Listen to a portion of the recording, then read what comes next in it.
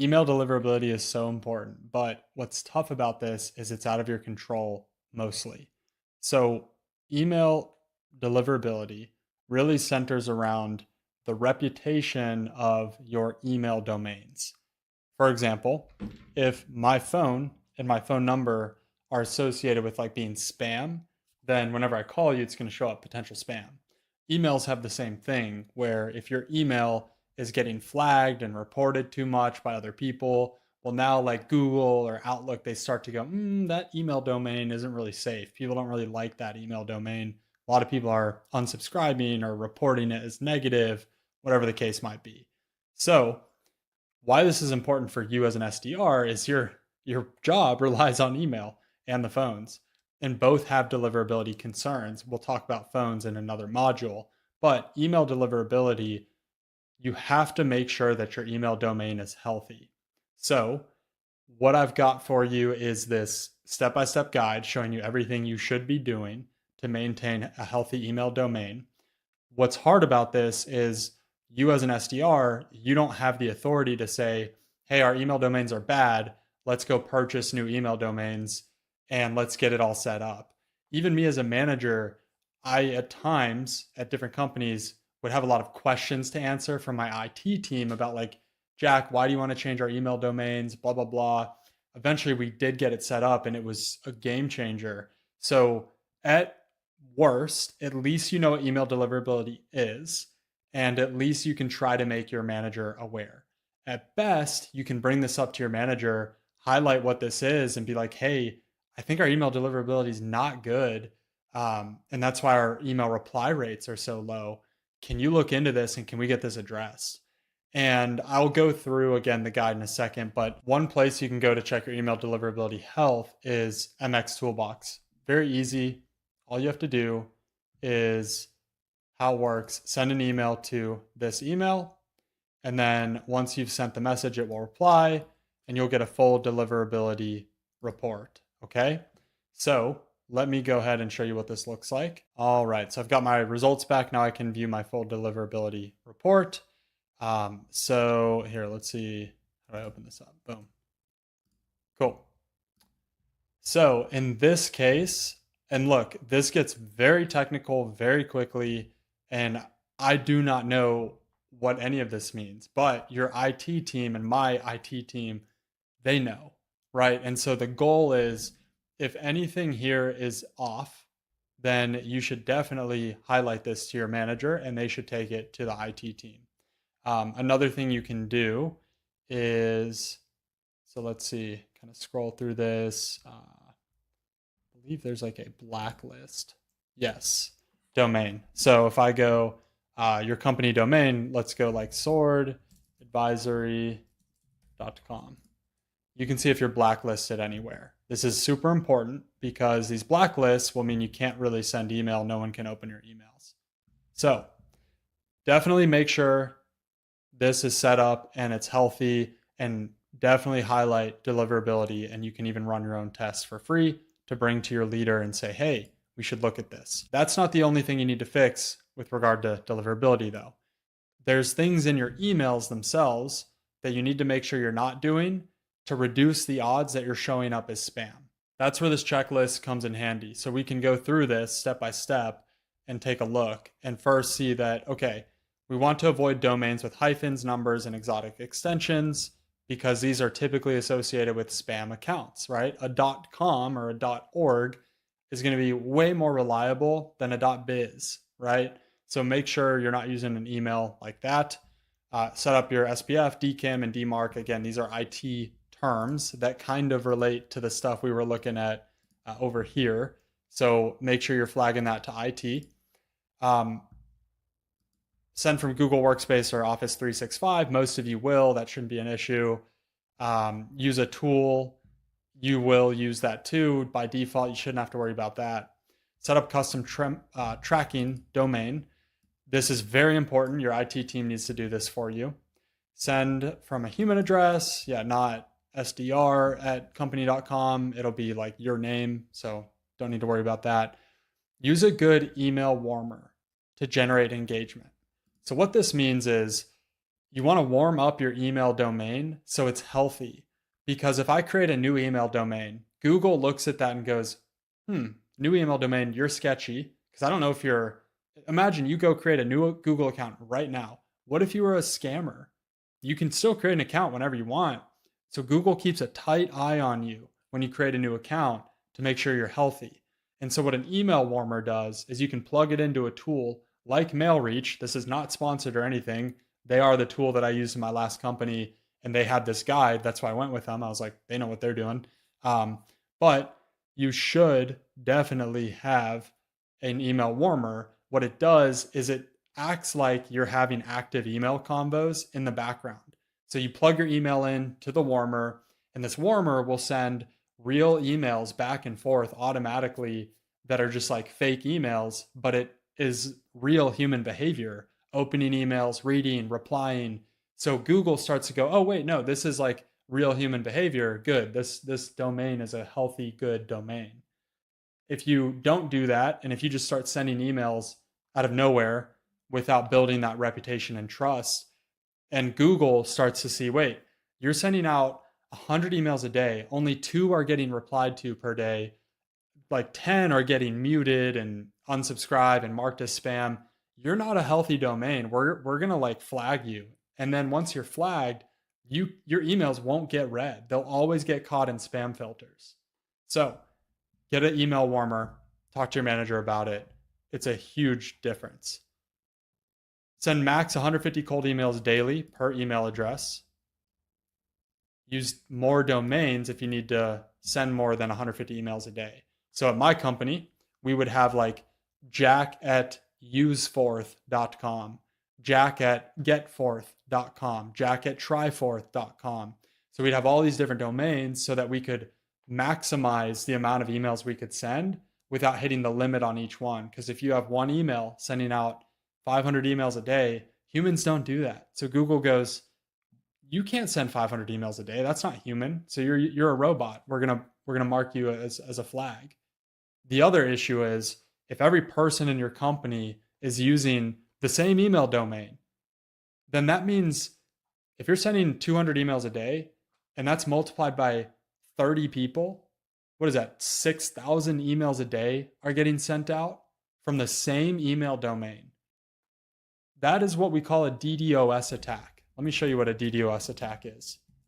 A DDoS attack, it's where you use multiple sources to flood a target system with internet traffic. It's basically this, where let's say your sales team is right here and all these red things are your individual emails. And if you're all sending them to the same companies and all of that, that company's server is going to be like, we're under attack.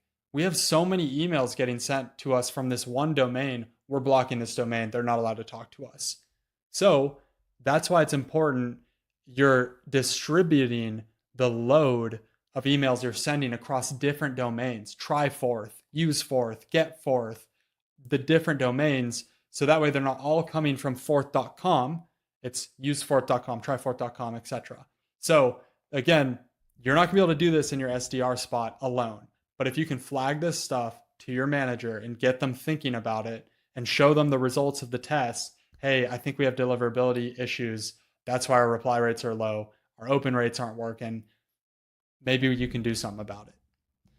Linear sending activity without big spikes. So just make sure in your sequencing tool, you have like a drip set up to where emails are sending every 2 minutes, every 5 minutes.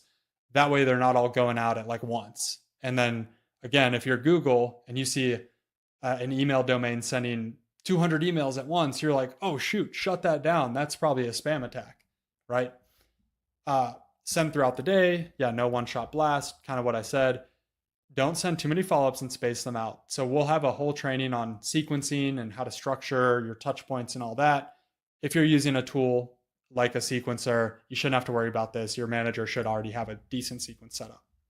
Okay, now your data. It's important that you're not getting a high bounce rate, because if you keep getting a high bounce rate where you're trying these like numbers or these emails on Apollo or ZoomInfo and they're wrong, then Google's going to start to be suspect of you and go, why are you sending all these bad emails?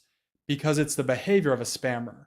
A spammer just gets a bulk list of emails and shoots them out. They don't care if they're accurate or not. They don't care. They want to spam people. You're a human, supposedly, right? So you should probably know who you're emailing. This is what Google thinks. So you shouldn't have a high bounce rate. So make sure your data's good. Because if you bounce too much, then you're definitely going to get in trouble. Let's see. Your content. Okay. Unsubscribe link. So you should not use any links at all ever in your emails. The reason is if I send an email with a link in it, the email server that it's going to immediately is going to flag it because it has a link. Every company has email security where if a link comes through, the email server will scan the link and say, is this spam or is this legit? That process of getting your links checked when you send an email hurts your deliverability. So the better thing to do is send all of your emails in plain text mode. Every sequencer you have, Outreach, Apollo, SalesLoft, whatever you're using, they should have plain text mode. Use plain text mode. Don't use bold, don't use italics, don't use any hyperlinks, don't use any images, don't use color. Plain text mode, black and white. Because if you include any of those fancy things, you're increasing the odds that email server goes, I don't like that you have a link. I'm just going to shut you out. You're not allowed to send emails anymore. And so when we're talking about an unsubscribe link, your company will tell you, and a lot of people just don't know. They don't know. So you do need an unsubscribe link because if you don't have one, you're going to get more spam complaints. Think about it. If you get an email from someone that you don't want and there's no way to opt out, you're going to go click that spam link, spam button in your email inbox so that you don't get any more emails from them. For you as the consumer, that's fine because now you're never going to get bothered by them again. But for you as an outbounder, well, not only did you just lose access to that prospect for good, but you also just got a spam report on your record of your domain within the within your deliverability health report. You get too many of those spam complaints, Google shuts your domain down. You're not allowed to send emails anymore. So they're saying you have to have an unsubscribe link, but you can't have a link because then you're sending a link through each time with each email, and that's suspect for the server. So the hack to this, I fully disagree with this part. So this is where we part ways. You cannot send a link. What you need to do is say something like, not reply stop so I won't bother you again. That's annoying. What you can say is something like, PS, if this isn't relevant, just let me know, right? Because if you say, reply stop so I won't bother you again, it sounds such like a marketing email where it's like, stop. You know, on the text, you're like, stop, all caps. Same thing. We don't want to look like marketing emails.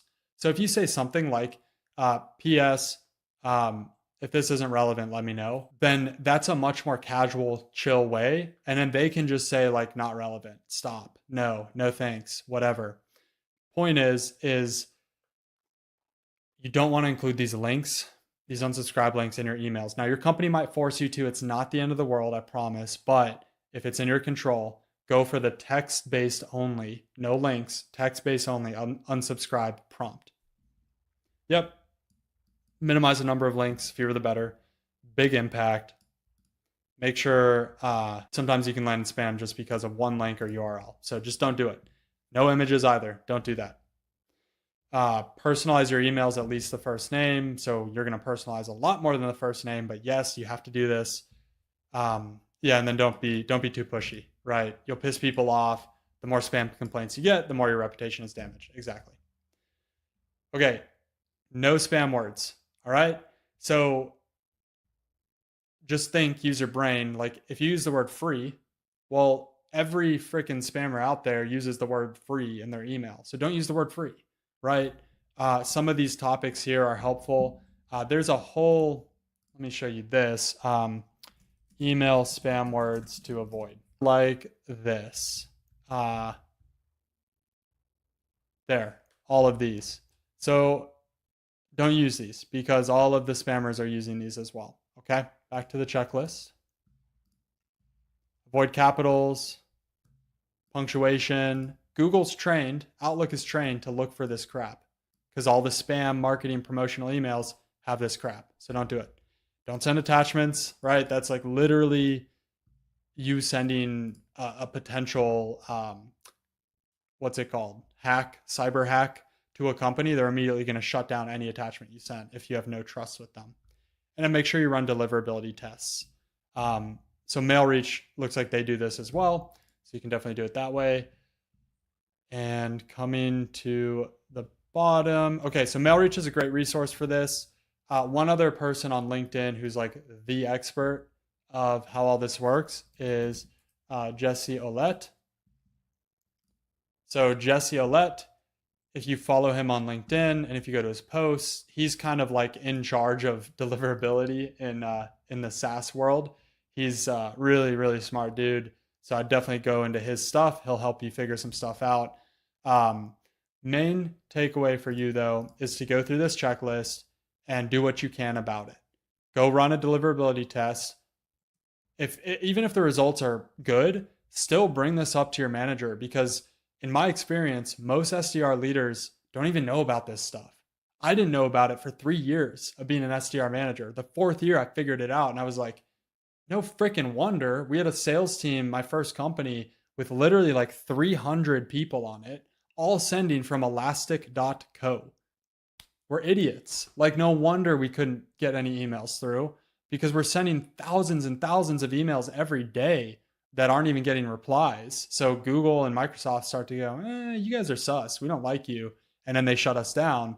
And then you're kind of shadow banned at that point. You think you're sending emails, nothing's getting through. So that's it. Have these conversations with your team. Make sure your manager is aware. And best practice is to get a warm-up tool like a MailReach. There's others out there that will actually monitor your deliverability for you and then help you if you do have any issues easily correct it, restore it, and be good to go.